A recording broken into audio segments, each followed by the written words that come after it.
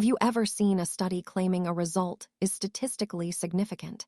Here is what that actually means for your data. In science, significant does not mean important or large.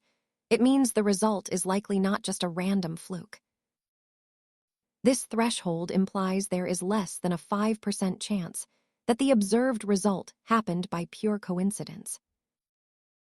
It helps researchers filter out noise, ensuring that the findings reflect a genuine relationship rather than a lucky streak of data points. A result can be statistically significant but practically useless.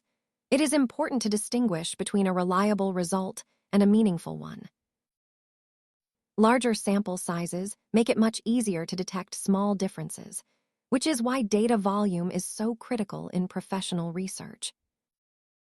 Remember that even significant results can be influenced by study design flaws or hidden biases in the data collection process. Understanding these concepts helps you become a better consumer of data.